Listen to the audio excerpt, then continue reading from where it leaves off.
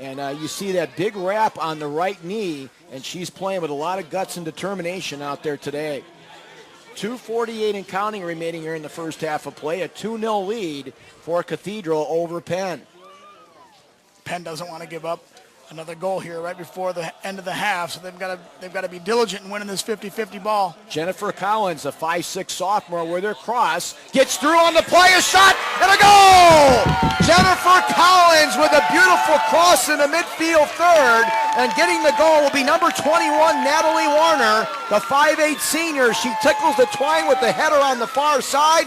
The goal comes at 37-31, and the Irish in control now. They lead 3-0. What a play. Well, that's exactly what Penn did not want to have happen, and Cathedral took great advantage of it, and the restarts have been huge for them.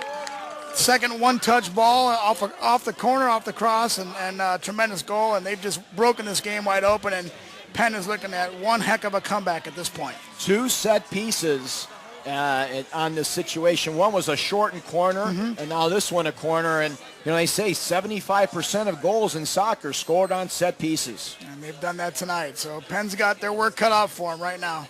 2:10 remaining in the first half of play. And now you may have to start thinking about abandoning the game plan a little bit here and maybe pushing a midfielder up, because what's the difference if you lose 7-0 or 3-0? They've got to go forward. They've got to add more of some kind of an attack. And they've had the opportunities. I mean, Penn can put the ball in the back of this net. They've got to be confident that they can do that. And there's a lot of time left. You can score 3-4 goals in a half, and that's what Mike Luber's going to have to talk to them about at halftime. They're still in this game, and there's lots of time to play, but they've got to get some kind of an attack going, because right now they're having a tough time generating anything. 21 goals for and only 2 goals against for the Lady Kingsmen in the postseason coming into the state final. Parsons' shot now goes right through. Good communication by Emily Johnson as she instructed number 20, Haley Alden, off the ball, and now she'll go with the free kick with $1:19 left in the first half. Parsons now will just kick it back over the midfield stripe on the play. Coming up on 1 minute remaining here in the first half. 3-0 lead for the Fighting Irish of Indianapolis Cathedral. Tap pass on the left wing, and Zupancic is back there. Boy, she's got great speed on the right wing. The fullback, number 15, a senior, one of the few seniors on this team. Right. Well, Cathedral's just in total control right now. I just want to get into halftime and just kind of regroup a little bit, and Penn's got to try to figure out exactly how they can get themselves back in this game. 45 seconds remaining. Nice seal off by Sill now on the left wing. She's trying to hold off Parsons, who right in her chops on the play, and a great job by Parsons as she did the tightrope walk against the goal line. Well, that's a great move there by Parsons, and she's a junior, so she'll be back next year for Coach Berenger. 20 seconds remaining in the half. The ball over the near touchline on the play. Tip now onto the wing. Looking again for number 12 down there. That's Sill for the Kingsmen. Trying to create a corner. Can't do so. And now we're down to 9 seconds remaining. And the sands of the hourglass are going to run out here at Kuntz Stadium in the first half of play. The Fighting Irish and the Penn Kingsmen with 40 minutes in the books here in our 14th annual Girls State Championship matchup. The score here at the end of 40 minutes of play, the Indianapolis Cathedral Irish 3 and the Penn Kingsmen nothing. And I tell you what, just a tremendous effort by the Lady Irish here in the first 40 minutes. And they're getting it from all over the field, Mike, and that's exactly what it takes to win a game like this. And in this level, in the last game of the season and win a state championship, you've got to get tremendous goalkeeping. We've seen that in McGinn. They've got to have tremendous defensive coordination and organization. They're doing that. They're shutting them down. Midfield's playing. They're getting production, versatile production out of their restarts and out of their attack.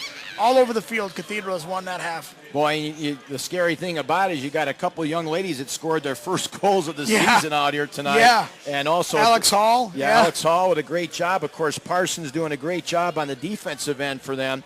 And also a great header on a 50-50 ball by Natalie Warner, the 5'8 senior, to give the Cathedral Irish a 3-0 lead.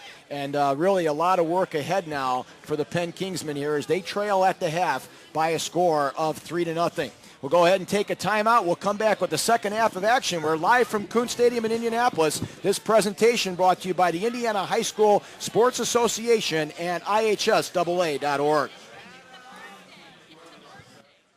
Welcome back here to Kuntz Stadium in Indianapolis. Mike Knezovich along with Dan Kapsalis here as we get set for the second half of action.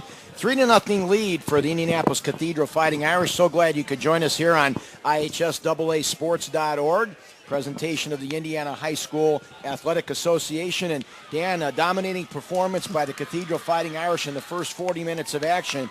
If you're Mike Luber for Penn, what can you say to your charges here starting the second half of play? You just obviously they're on the ropes, being down 3 goals and 40 minutes left. But there's 40 minutes, and they can do this. They've got nothing to lose. They've got to go forward. They've got to attack. They've got to put out a full effort. And you know, I've seen games like this where they've turned around. So they've just got to try to find a way to be confident, and they can't allow another goal for sure against them. So they just got to come out with some confidence and try to really change this game and try to come out like it's 0-0 and make it a game.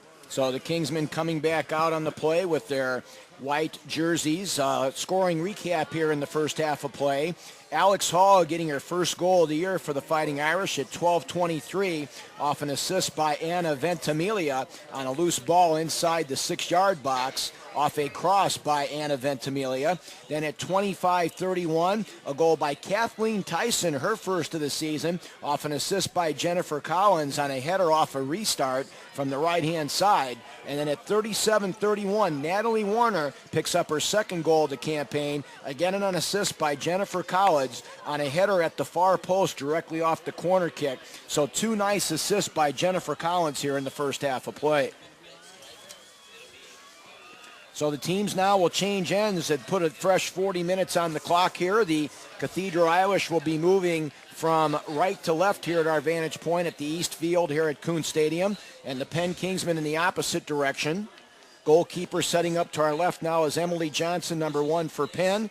And on the other far side, on the right, it's Erica McGinn, the 5'5" junior for the Fighting Irish.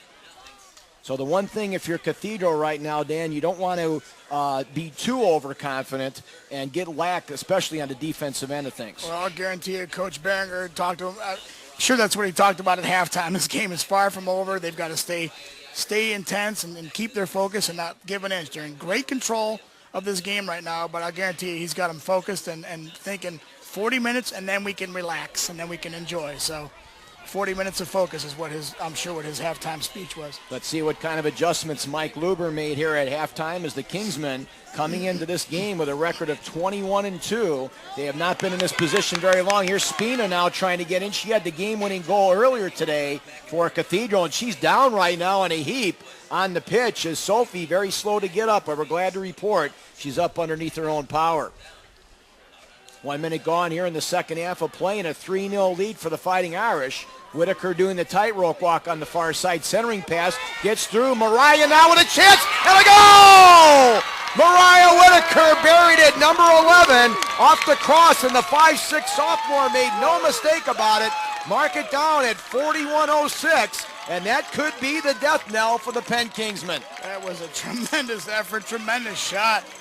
I mean, just in the side panel and almost in the upper corner, and just a beautiful volley out of the air, and not much keeper could do about that one. But this game is going to be even more difficult now for Penn. It's just Cathedral has just done a tremendous job of finishing their opportunities, and that was another example. Another right cross, the third one today out of the 4 goals coming on a cross from the right wing.